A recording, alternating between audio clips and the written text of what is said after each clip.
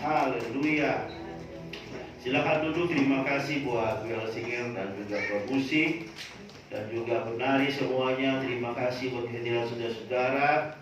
Walaupun kemarin ada banyak juga yang tidak bisa hadir pada saat kita gathering terkait di Megamendung, ya, tapi banyak sekali juga oma-oma yang boleh hadir. Ada banyak juga yang bisa hadir karena sesuatu tugas pekerjaan ataupun acara, karena kita melakukannya pada hari Jumat sampai hari Minggu. Pasti ada saudara-saudara yang tidak bisa hadir oleh karena ada hal-hal yang lain yang dikerjakan di Jakarta. Tetapi luar biasa pertemuan kita itu pertama kita lakukan, ya, selama kita menjadi sidang jemaat GPKI Misi Kabar Baik. Itu pertama kita lakukan, ya, dalam 2 tahun ini, dan tentu kita akan melakukannya setiap tahun, ya.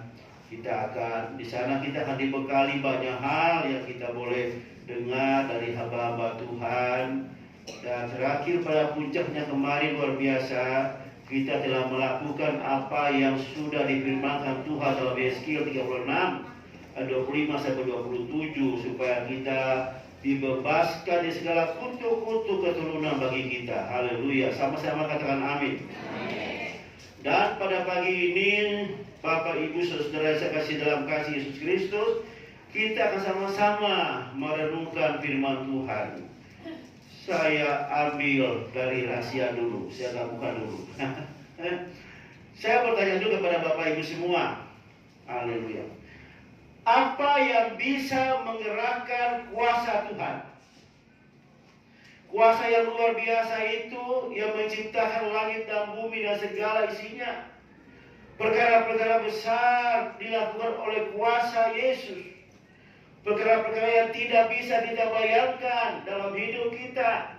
Perkara-perkara yang tidak bisa kita selami dalam pikiran kita, saudara-saudara. Tetapi perkara-perkara besar itu, kuasa yang besar itu yang dilakukan Yesus, dengan kuasa itu kita bisa menarik kuasa itu bagi kita untuk kita melakukannya, untuk Tuhan melakukannya bagi kita. Saudara-saudara, dengan apakah kita bisa menarik kuasa itu? Dengan bertobat pertama. Iman. Ya. Yang pasti kita sudah orang-orang yang bertobat, benar nggak?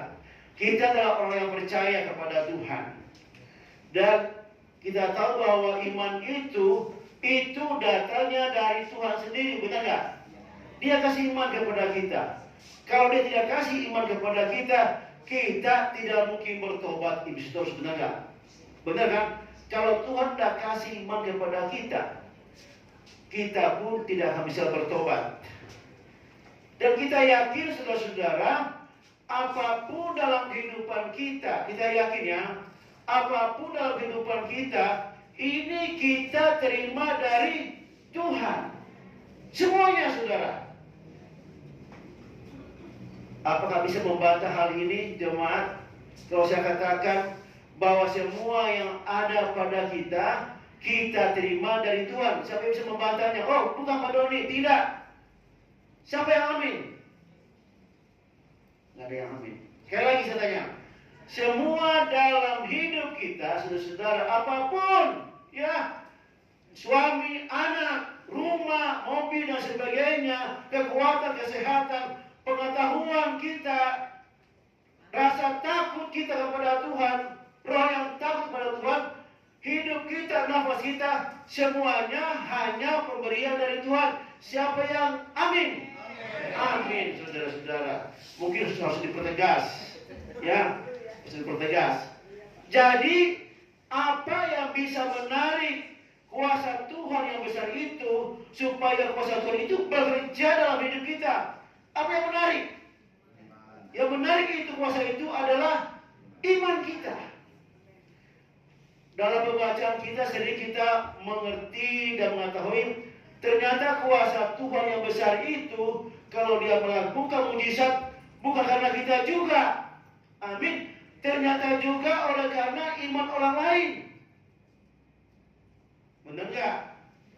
Selain iman kita sendiri, orang itu tidak punya daya lagi karena dia sakit. Ternyata Iman yang dilihat kepada orang-orang yang membawa orang sakit itu juga dilihat Tuhan, diperhitungkan Tuhan. Ingat, pada waktu ada orang-orang yang menggotong orang sakit sampai membuka atap genteng rumah itu dan menurunkannya. Yesus melihat apa? Iman. Orang yang sakit atau orang yang menggotong? Orang yang menggotong itu. Amin.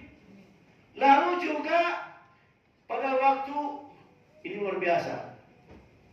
Yesus tidak datang kepada orang itu, tetapi orang itu diam-diam datang kepada Yesus dengan imannya orang itu datang kepada Yesus, asal ku jamah jubahnya. Amin. Jadi ternyata dengan iman itu dia cari kuasa yang ada pada Yesus itu. Yesus tidak mengubah tangan kepadanya dan berkata, semula engkau, tidak saat itu. Amin.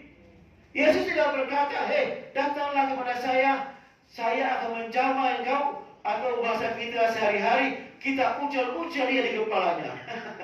Yang begitu, kita usap-usap dia di kepalanya dan berkata, semula engkau, tidak. Sementara Yesus di kerumunan banyak orang, dia sibuk dengan banyak orang, karena orang yang berdesakan saat itu, tiba-tiba ada sebuah tangan, ada tangan yang tiba-tiba menjamah. Tentu dia tidak akan merasakan jamahan di jubah itu, tidak. Saudara, Yesus tidak bisa merasakan jamahan di jubah. Coba Bapak datang kepada saya, pegang jubahku ini. Saya tidak akan merasakan. Aku tidak rasakan. Benar nggak? Tetapi apa yang terjadi saat itu? Dia merasakan ada kuasa yang keluar dari tubuh Yesus, dan kuasa itu menjamah seorang ibu yang pendarahan sudah berapa tahun? 12 tahun. Saudara, itu karena apa?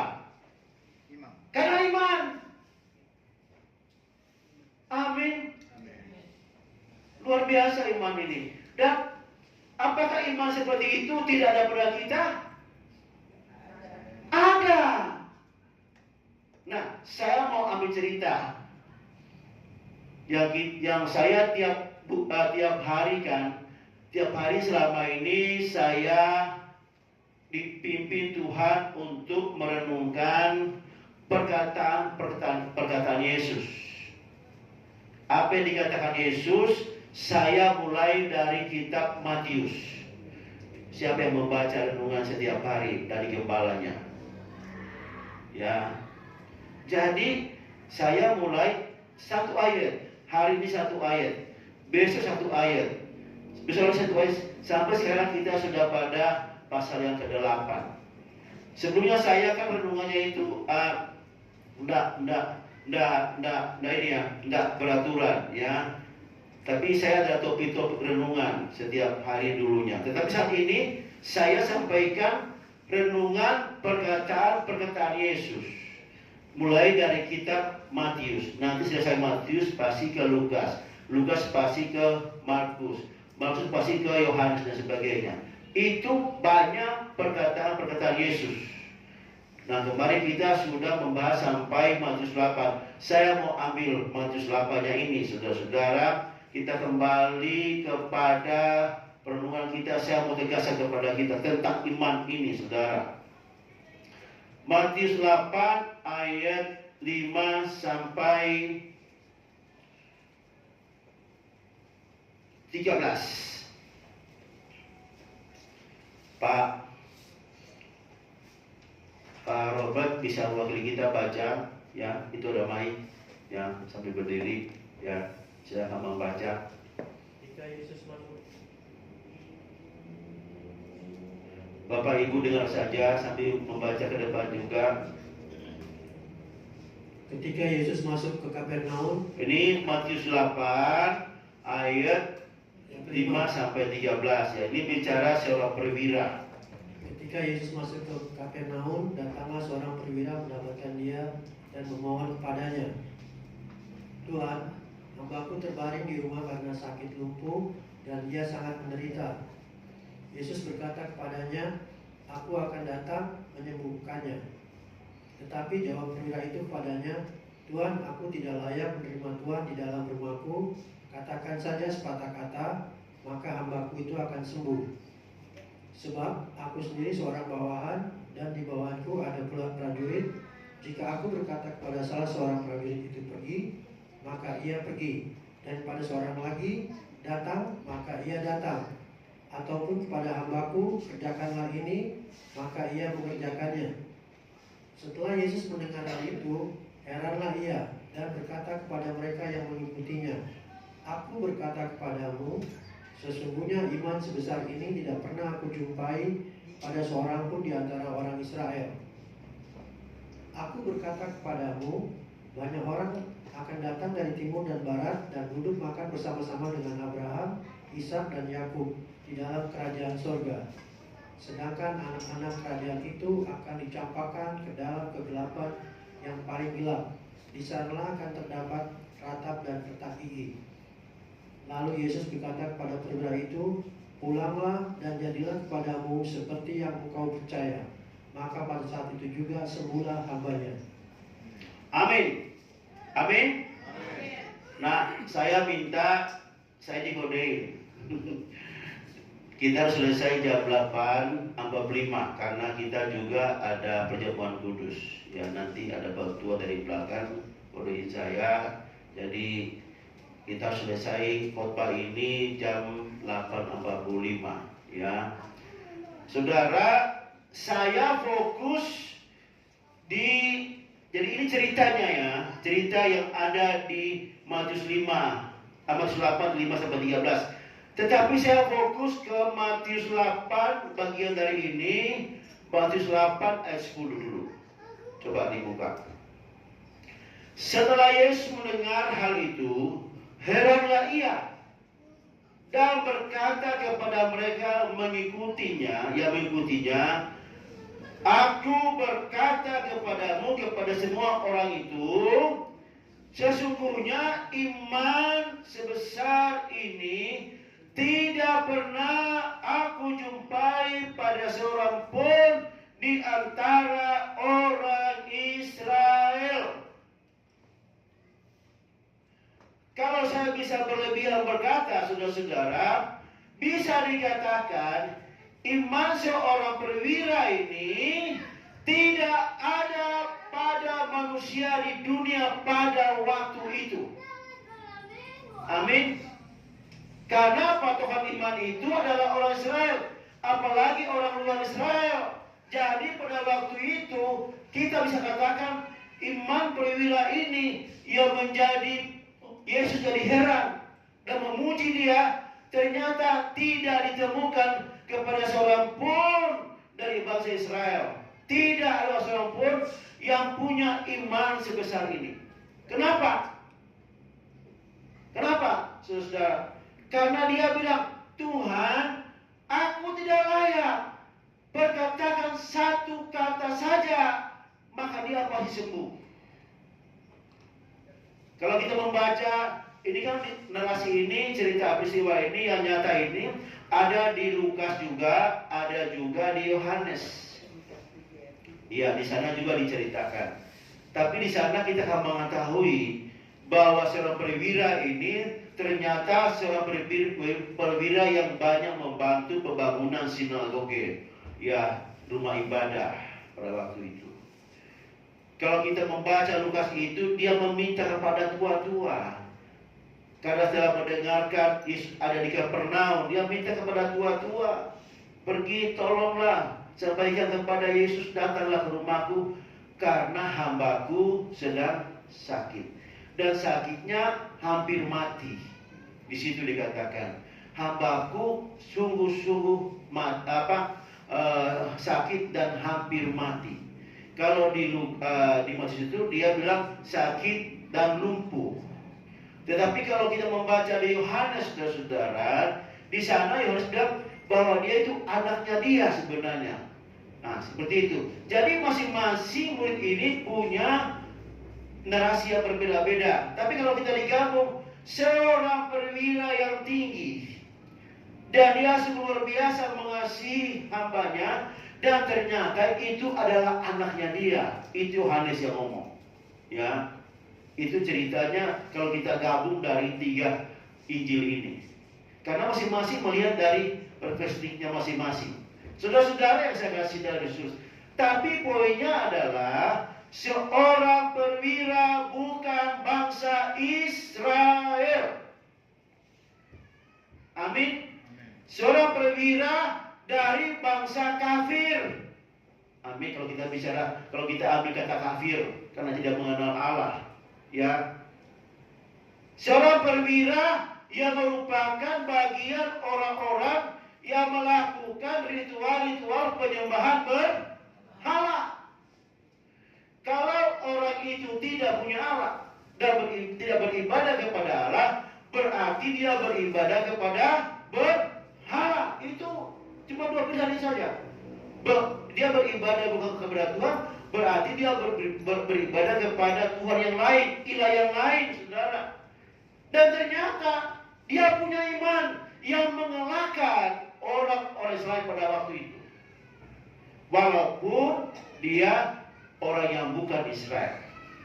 Saudara, kalau kita mengetahui siapa orang Israel itu, orang Israel itu orang yang menerima janji Tuhan, orang yang menerima Taurat Tuhan, dan itu kepada mereka dipercayakan janji itu Tuhan, janji Tuhan itu. Tetapi ternyata seorang perwira yang bukan orang Israel itu mempunyai iman. Itu imannya akan dari mana, saudara? Dari kata dia mendengar tentang Yesus, bahwa Yesus melakukan perkara-perkara besar, mujizat. Yang kedua, imannya dari mana, saudara? Dari kesehariannya dia. Amin. Dia seorang perwira. Dia berkata, aku seorang perwira, di bawahku ada prajurit. Kalau aku berkata pergi, dia pergi. Kalau aku berkata dia datang, dia datang. Demikian juga kalau saya punya hamba. Hambaku itu kalau saya bilang kerjakan itu, dia pasti kerjakan. Iman yang timbul dari kehidupannya sehari-hari, dia itu meyakinkan itu. Jadi dia mengambil patokan apa yang dia lakukan sehari-hari, menjadi patokan bagi dia membangun kepercayaannya bahwa apa yang bisa dilakukan Yesus sama seperti dia bisa melakukan kepada prajuritnya. Dan inilah membuat Yesus heran. Amin.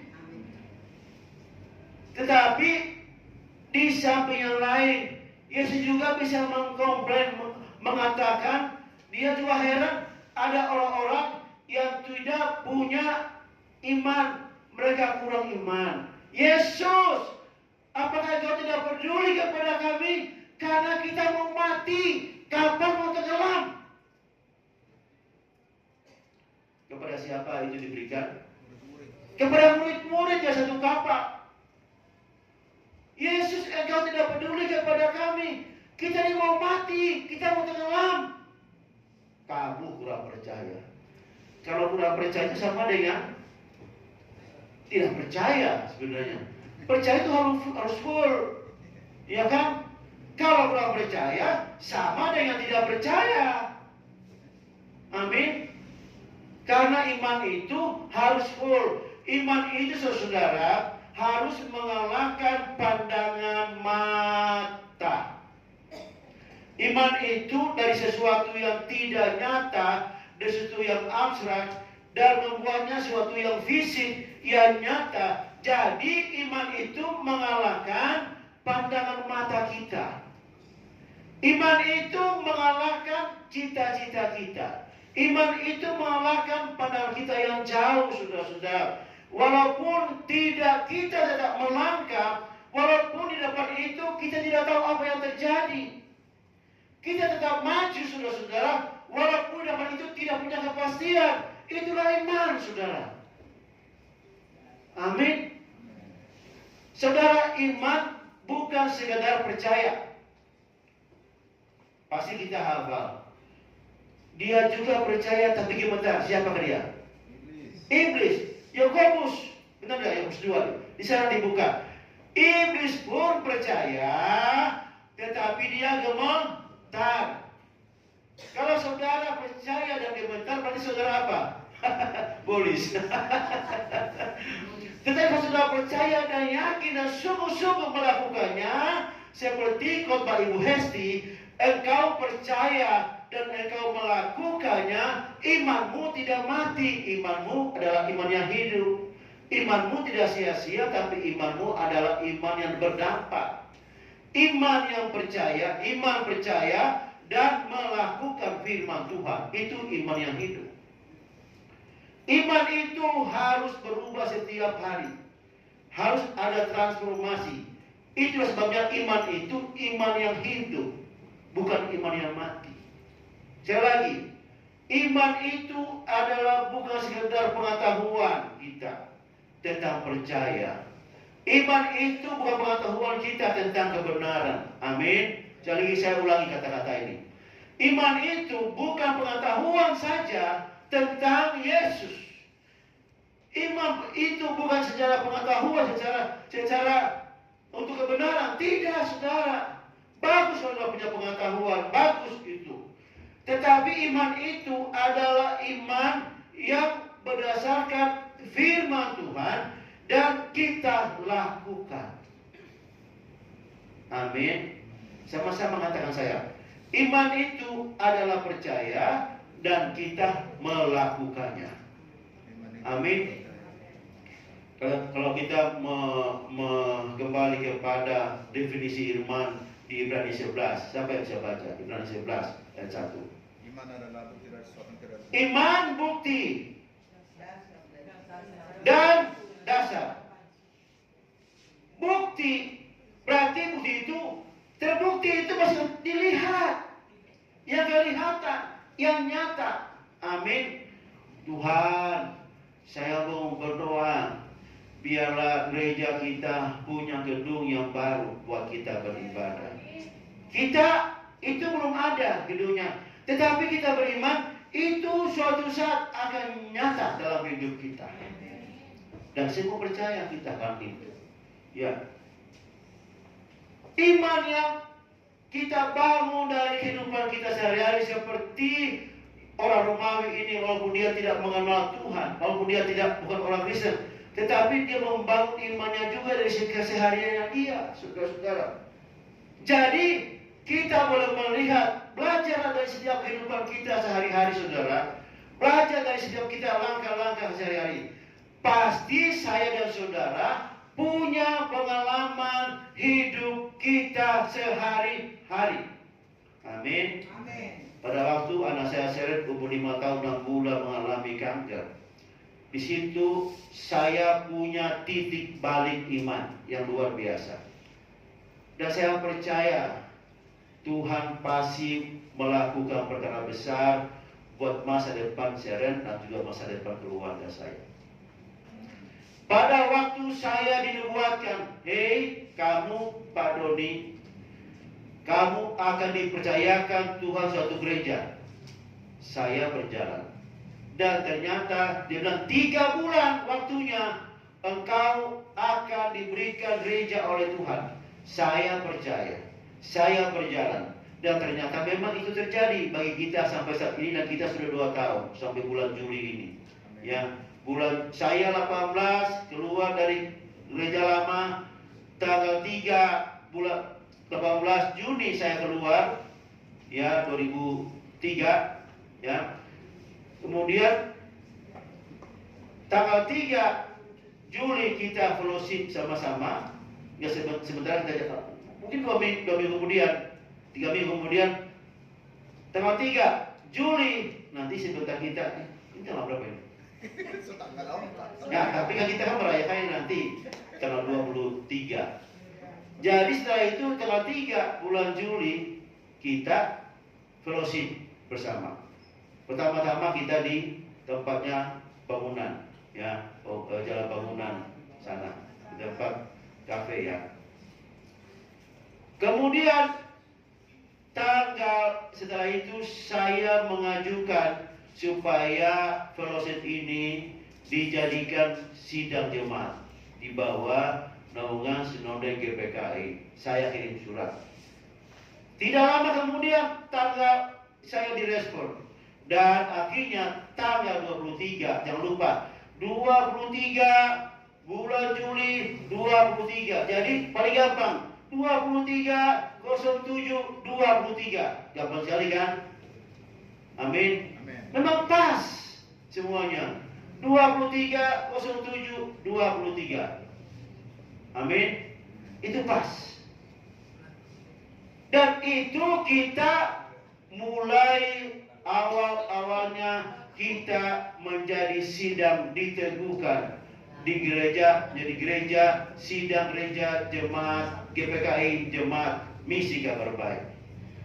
Amin. Dan pemulihan kata-kata ini pun saya konsultasi kepada beberapa teman, Pak Opar dan lainnya.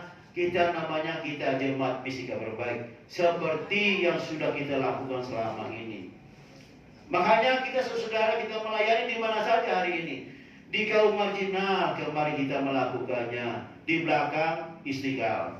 Kemudian ada beberapa penjara yang kita layani, ya, penjara Cikarang, penjara Bekasi, lapas Pondok Bambu, rutan Pondok Bambu, dan juga penjara yang lain yang jauh-jauh kita layani. Kemudian apa lagi saudara-saudara? Kita melayani panti werda, panti jompo yang ada di Depok 2 lokasi. Kemudian juga ada juga di Cengkareng, ya, panti werda Cengkareng. Kemudian juga kita melayani rumah stres. Siapa sudah pernah ke sana? Ada berapa orang sudah pernah ke sana? Ada. Yang nyanyinya tidak ada romannya, walaupun nyanyiannya sukacita. Dia tak begini. Ada orang bisa bahasa Inggris karena dia diputuskan oleh tunangannya, pacarnya, orang luar negeri. Dia bisa bahasa Inggris. Dia orang stres, tapi bisa bahasa Inggris. Saudara-saudara. Jadi kalau saudara-saudara kalau jadi putusin anak-anak muda, jangan jadi stres. Nanti kamu di sana tempatnya, Om yang mengunjungi kamu tiap bulan. Saudara-saudara, apa lagi? Penjara, rumah stres, werda. Saya juga melayani kunjungan. Kita melayani berdoa di radio sama Tante Yeni, Ibu Pendeta Yeni Singko, ya. Kemudian saya juga udah gabung di Pray For, di Berita Kasih. Saya saya kunjungi mereka. Ada kalau dalam depresi, yang kita tidak akan diam kalau dalam depresi. Ada kalanya mereka dikuasai oleh kuasa jahat, kami kunjungi. Dan sudah 100 sekian kami kunjungi orang-orang seperti itu. Bahkan sudah ada yang dibaptis orang Islam. Udah berapa yang dibaptis orang Islam? Kami kunjungi saudara-saudara. Kemudian apa lagi ya? Banyak yang kita lakukan. Kedepannya saudara-saudara, saya berharap jemaat yang ada yang perhatikan kiri, kanan, depan, belakang tetangga kita. Lapor ke saya, Pak Doni, tetangga saya itu lama tak ke gereja, tidak punya kegiatan ibadah mereka. Lapor, nanti saya ajak Pak Opar, saya ajak Pak Robert, kami kunjungin sembari bawa sembako lah ke mereka. Ya, jadi mulai sekarang Bapak Ibu, supaya tim kunjungan ini boleh aktif, perhatikan kiri kanan rumah Bapak Ibu kami kunjungin. Amin. Kalau saya yakin kalau jemaat ini sudah pasti dewasa. Amin. Sudah dewasa lah, ya. Tetapi ada orang-orang setelah COVID dia tinggalkan gereja dan dia tidak bekerja lagi. Nah, itulah kita ke sana tujuan kita. Saudara-saudara yang saya kasih dalam kasih Yesus, apakah ini, saya mau tanya, apakah ini pelayanan yang populer?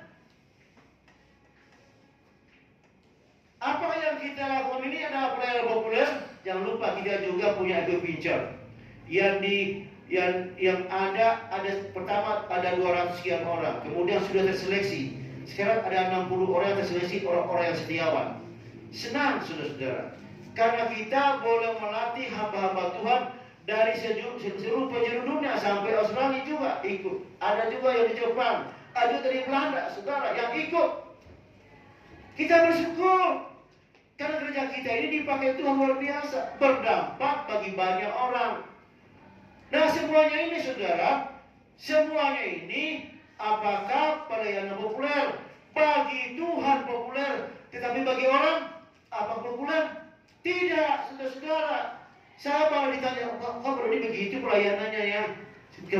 Saudara-saudara, apa yang kita lakukan ini sudah jauh dari iman ini. Apa yang kita lakukan adalah melakukan bagian kita seperti di Matius 25. Amin. Pada waktu aku dalam kehausan, engkau beri aku minuman. Pada waktu aku kelaparan, engkau berikan makanan. Pada waktu aku telanjang, engkau berikan baju, dan sebagainya. Kemudian orang itu berkata, Tuhan, kapan kami berikan makan kepadamu? Kapan kami mengunjungi engkau di penjara, Tuhan? Kapan engkau tidak punya makanan, Tuhan? Kapan? Apa kata Tuhan? Pada saat engkau mau melayani, pada saat engkau peduli kepada seseorang yang hina ini, nanti bukan di Matius 28, engkau sudah melakukannya untuk aku. Amin. Matius 25. Maka ia akan menjawab kepada mereka, aku berkata kepada sesungguhnya segala sesuatu yang ini mungkin di atas ini. Bila mana kami melihat engkau sebagai orang asing dan kami memberi engkau tumpangan atau telanjang dan kami memberi engkau pakaian, bila manakah kami melihat engkau sakit atau dalam penjara dan kami mengunjungi engkau? Ini kata orang yang menjawab kepada Yesus. Dan raja itu, Yesus itu berkata, aku menjawab kepada mereka, aku berkata kepadamu, sesungguhnya segala sesuatu yang kamu lakukan untuk salah seorang dari saudaraku yang paling hina ini, kamu telah melakukan untuk aku. Jadi apa yang kita lakukan kepada banyak orang ini, yang hina ini, menurut dunia, Tuhan kita itu melakukan bagi Tuhan. Amin. Dan itu yang kita lakukan. Dan ini panggilan seperti ini, panggilan yang tidak populer. Kenapa? Karena saya mau garis bawahi. Karena apa? Karena keluar uang. Amin. Banyak orang menganggap kamu kok melayani bukan di gereja besar. Tidak, saya tidak mau, saudara-saudara. Karena kalau saya melayani gereja besar gampang, saudara-saudara. Saya tinggal panggil gembalanya khotbah tempat sini. Saya panggil gembala di sana, saya khotbah di tempat kita. Pasti dia akan undang saya untuk khotbah di tempatnya dia. Pasti, saudara-saudara. Tetapi inilah rinduan saya. Saya mau setiap minggu ada di gereja kita. Saya cuma dijadwal untuk jadwal hamba Tuhan di GBKI saja. Tetapi untuk gereja lain, saya belum mau pergi. Karena saya punya saudara dan saya mau hadir di setiap ibadah kita tiap minggu. Saudara, orang menganggap pelayanan kita tidak populer karena kita keluar uang. Sementara orang di sana berlomba-lomba melayani untuk dapat uang. Amin. Dan kita punya iman, saudara, bahwa iman kita, kalau kita melakukan untuk Tuhan, maka Tuhan melakukannya untuk kita. Amin. Ada banyak tujuan hidup kita. Amin. Sekali lagi saya tekankan di sini. Kita punya tujuan hidup kita, kita punya keluarga, dan kita punya keluarga supaya keluarga kita itu nantinya menjadi keluarga yang berhasil. Anak-anak kita berhasil, dia jadi hamba Tuhan, dia bekerja di suatu perusahaan yang besar. Anak-anak kita berhasil, cucu kita berhasil. Kemudian kita berdoa supaya kita punya cita-cita tujuan kita. supaya kedepannya saya punya ini, punya itu, dan segala sebagainya. Perkara-perkara duniawi.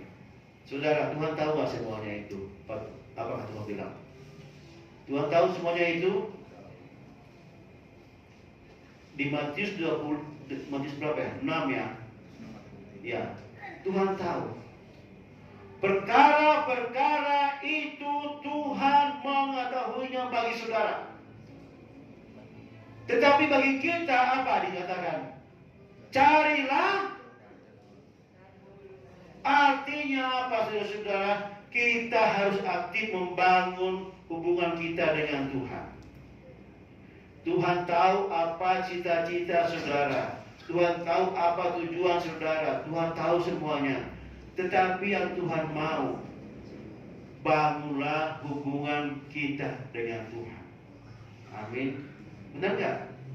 Tuhan tahu gak apa yang menjadi cita-cita kita? Tuhan tahu gak? Tahu saudara. Tahu persis. Sebelum engkau mengetahuinya, dia sudah tahu. Jauh. Mungkin kemarin engkau bercita-cita jadi dokter. Tiba-tiba berubah cita-citanya jadi polisi. Cita-cita berubah lagi jadi apa? Dan sebagainya. Tetapi ujung-ujungnya ini, prosesnya ini Tuhan tahu. Tapi ujung-ujungnya Tuhan punya cita-cita bagi saudara yang jauh lebih hebat dari cita-citamu. Amin. Bagi kita punya cita-cita yang semuanya ini baik, tidak masalah. Tetapi semuanya awalnya, semua yang ada pada kita dari Tuhan. Cita-cita kita ini Tuhan lebih tahu, dan Dia selalu menetapkan yang terbaik buat kita. Amin. Haleluya. Puji Tuhan. Tidak ada yang kode. Oh, tinggal 3 menit. Saudara yang saya kasih dalam kasih Yesus Kristus, saya berharap, dan memang saya tidak bisa memaksa, saudara boleh terlibat dengan saya, ya. Karena memang saudara itu masih dalam pekerjaan, dan itu harus saudara lakukan. Itu adalah bagian yang saudara Tuhan taruh di sana. Di mana kita berada, kita belum melakukan sesuatu untuk Tuhan. Amin. Baik kita di kantor, baik kita di perjalanan, baik kita di mana saja, kita bisa melakukannya untuk Tuhan. Oh, Pak Doni bagus ya, jago ya, dia luar biasa pelayanannya. Tidak, saudara-saudara. Saya melakukan bagian saya, saudara melakukan bagian saudara. Amin. Manakala kita boleh bersama-sama, mari kita mau bersama-sama. Tetapi ada kalanya seperti kemarin, ada orang bisa berdiri bersama-sama kita karena dia punya kegiatan yang lain, silakan. Ternyata ada yang kawinan cucunya, ya kan? Ternyata ada yang kerja tidak bisa tinggalkan karena dia masih kerja, tidak masalah. Kemarin kita yang hadir 70 sekian orang ditambah orang yang ada datangnya, 70 sekian orang, ya. Dan siapa yang tidak happy dengan makanan? Makanannya luar biasa. Tepuk tangan buat Ibu Hesti. Nah, terima kasih Pak Robert. Tidak kekurangan kita. Walaupun apa? Walaupun pendaftarannya 150.000, tetapi juga ada yang membayar, ada yang cuma 10.000, 20.000. Tidak apa-apa. Yang penting kita bersama-sama. Itu tujuan kita sebenarnya. Uang itu kita punya komitmen, ya, kita mau bersama-sama, ya, sedapatnya kita bisa ambil bagian. Tetapi itu bukan hal yang penting. Yang penting sekali lagi kita punya hubungan yang baik di antara kita. Itu yang terbangun. Dan ternyata, saudara-saudara, apa yang terjadi?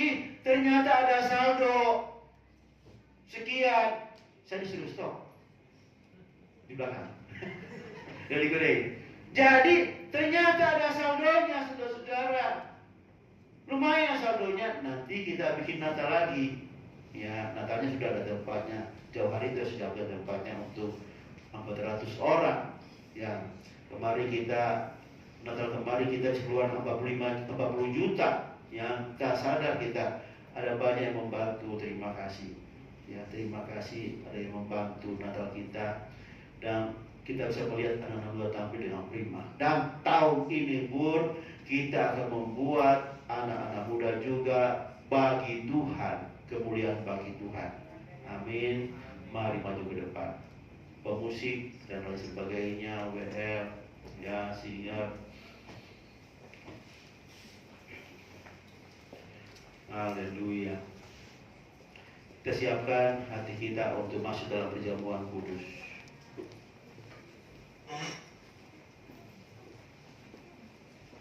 Mari hamba-hamba Tuhan yang melayani tampil ke depan. Mari deh coba. Karena kita bicara iman, saya mau satu pujian ini. Coba deh. Ya Tuhan, ku angkat tangan kita. Aku percaya. Lewati lebah air mata.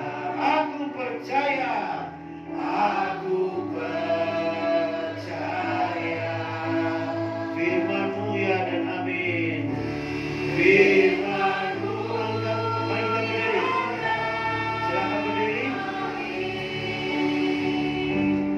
Aku percaya. Kemenangan sudah Kau jamin. Aku percaya. Sekali lagi, ya Tuhan, ya Tuhan, ku percaya. Aku percaya.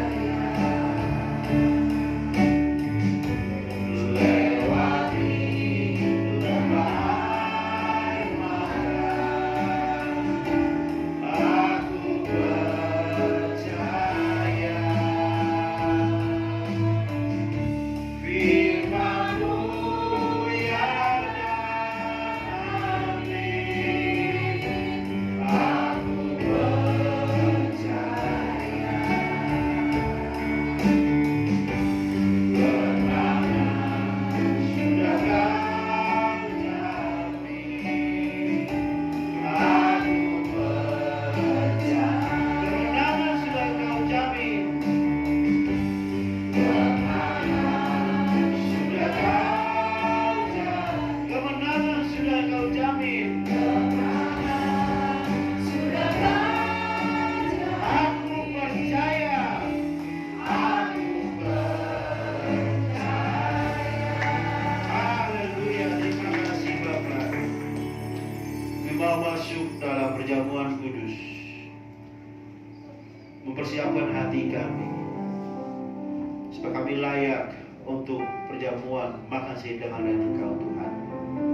Mari Bapak Ibu silakan berdoa.